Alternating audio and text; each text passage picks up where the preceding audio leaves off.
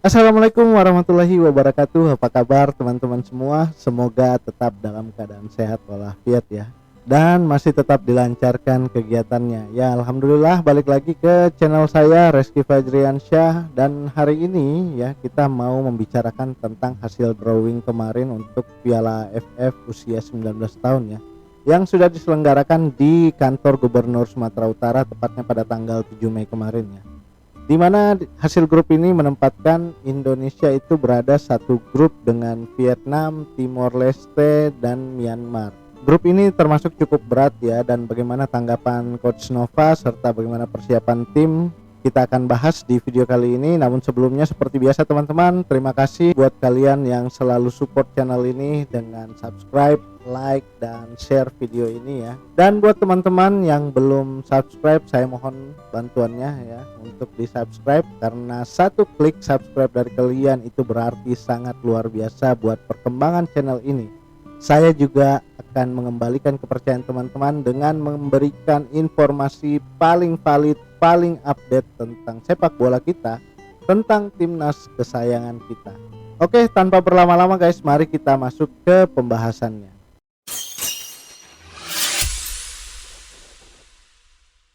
Menanggapi hasil drawing ini, Coach Nova Arianto menanggapi dengan santai guys, dan mengatakan bahwa tim umur 19 ini secara teknis sudah siap menghadapi lawan siapapun. Dan dia pun tidak menampik bahwa di grup A ini Vietnam adalah salah satu lawan yang terberat. Tapi buat Coach Nova, semua lawan yang dihadapi adalah lawan-lawan berat dan tim harus selalu fokus. Itulah yang ditanamkan oleh Coach Nova kepada timnas U19. Coach Nova juga mengatakan bahwa status juara bertahan ini itu akan dijadikan sebagai motivasi, karena jika tidak seperti itu, juara bertahan ini bisa jadi tekanan yang akhirnya akan mempengaruhi penampilan anak asuhnya. Coach Nova juga mengatakan bahwa persiapan tim sudah matang. Training camp yang akan diadakan tanggal 10 Mei di Yogyakarta sudah memanggil beberapa pemain termasuk pemain diaspora, dan nantinya akan dilaksanakan training camp lanjutan di Medan di tanggal 28 Mei juga sebelum masuk ke kick off ya. Mari kita bahas tim-tim yang akan berlaga di grup A ya, di mana ditempati oleh Indonesia, Vietnam, Myanmar, dan Timor Leste. Ya, pertama kita akan ke Vietnam dulu. Tentu saja Vietnam ini adalah ancaman terbesar buat Indonesia di grup A. Vietnam punya kesinambungan pembinaan usia muda ya yang sangat konsisten. Dari level U17, 19 sampai 23 mereka terus menunjukkan perkembangan. Dari beberapa kali pertemuan ya, ada beberapa hal yang kita bisa catat sebagai kekuatan utama di tim Vietnam ini ya. Yang pertama adalah fisik dan mental mereka ini sangat kuat guys. Nova Arianto sendiri mengakui hal ini ya. Vietnam ini adalah tim yang tidak mudah menyerah dan punya daya tahan yang sangat kompetitif. Yang nomor 2 adalah organisasi permainan yang sudah sangat matang ya. Sistem pembinaan usia muda Vietnam memang sudah berjalan sangat stabil di semua usia ya. Yang nomor 3, mereka selalu menjadi kandidat juara di setiap turnamen ASEAN kelompok umur.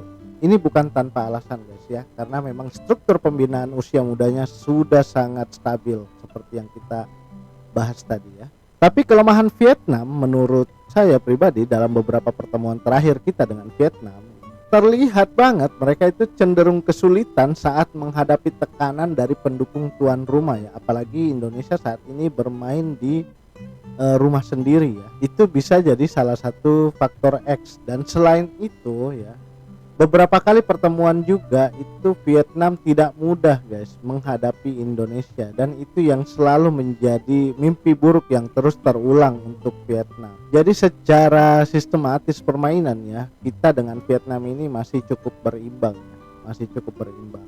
Jadi nanti ditentukan oleh pertemuan pertama antara Vietnam dan Indonesia nih. Siapa yang bisa memenangkan pertandingan, maka dia yang akan menjadi juara grup. Tim yang kedua yaitu Myanmar. Myanmar ini juga tidak bisa dianggap remeh guys ya. Berapa tahun terakhir ini sudah mulai berkembang ya, khususnya di pembinaan usia mudanya. Mereka ini sudah mulai bagus juga ya. Beberapa tahun ini Myanmar ini kerap kali menyulitkan tim kita guys ya. Myanmar ini punya rekor 9 kali lolos ke babak penyisihan dari total partisipasi mereka di Piala AFF U19 ya. 9 kali, bandingkan dengan Indonesia yang baru 4 kali guys. Itu bicara pengalaman di turnamen ini ya. Myanmar jelas lebih senior. Kekuatan Myanmar sendiri ya, pertama mereka itu punya disiplin dan organisasi permainan yang rapi ya. Yang kedua itu mereka kerap jadi batu sandungan nih bagi tim-tim besar di ASEAN termasuk Indonesia ya. Yang ketiga, mereka tidak takut tampil sebagai underdog guys. Justru itu yang menjadikan penampilan mereka lepas dan tanpa beban dan bisa lebih berbahaya daripada tim-tim yang diunggulkan. Bagaimanapun, catatan head to head mereka dengan timnas kita adalah dalam 5 pertemuan terakhir Indonesia unggul dengan 3 kemenangan, 1 imbang dan sekali kalah. Jadi secara mental Indonesia seharusnya punya keunggulan secara historis. Tim yang ketiga adalah Timor Leste. Mungkin banyak yang bilang ini lawan termudah di grup guys, tapi hati-hati, Timor Leste juga mulai memperhatikan pembinaan pemain-pemain mudanya. Tim ini setelah mengalami fase pasang surut setelah dibekukan oleh FIFA, tim ini langsung melakukan pembinaan dari usia muda sampai ke senior guys. Terbukti dengan permainan yang secara konsisten meningkat dari setiap turnamen. Tim ini tuh berkembang pesat guys, main tanpa beban dan justru paling berbahaya. Mereka tidak punya target yang muluk-muluk guys ya, jadi main itu jelas tanpa beban. Ini kalau kita tidak menghadapi dengan fokus ya dan berhati-hati, bisa jadi batu sandungan untuk timnas kita di Sumatera. Untuk kekuatan Timor Leste ya, mereka punya pemain diaspora yang cukup banyak guys. Dari 22 pemain tercatat 16 pemain bermain di luar negeri. Artinya mereka punya pengalaman internasional dan tidak bisa diremehkan begitu saja guys. Mereka juga pernah mengejutkan tim-tim besar sebelumnya ya, dan ini kita harus berhati-hati. Sekali lagi, di grup A ini tidak ada lawan yang bisa dianggap mudah. Untuk rekor pertemuan kita dan Timor Leste ini ada 2 pertemuan di Piala AFF 19 dan dua-duanya Indonesia menang dengan skor yang sama guys ya, 6-2.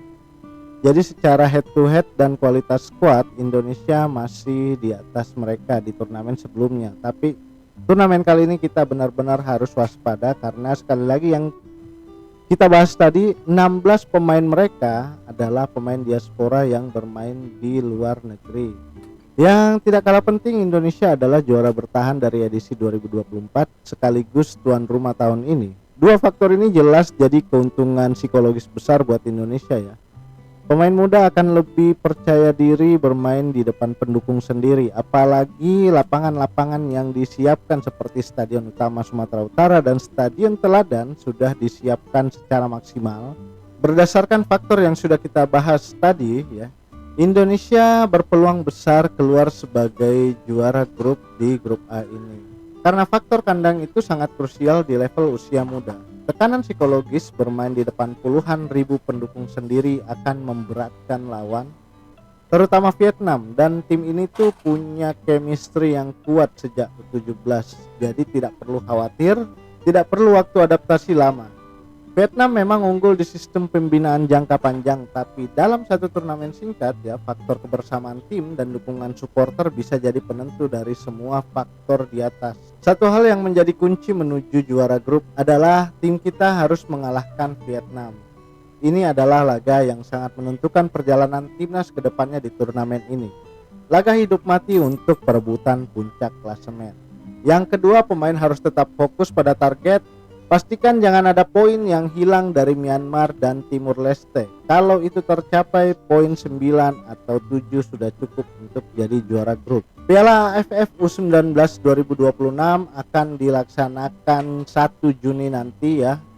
Laga-laga yang akan berlangsung semuanya di Stadion Utama Sumatera Utara dan Stadion Teladan dan Stadion Mini Pancing. Jadi buat sahabat-sahabat saya, teman-teman saya yang di Sumatera Utara, jangan lupa dukung timnas kita ya, langsung datang ke lapangan guys buat mereka juara grup. Bagaimana pendapat kalian untuk persiapan timnas U19 ini? Apakah sudah maksimal atau masih ada yang perlu dibenahi? Tulis pendapat kalian di kolom komentar. Jangan lupa subscribe ya channel ini untuk mendukung saya memberikan informasi terbaik buat kalian semua tentang sepak bola kita dan tentang timnas kita ya.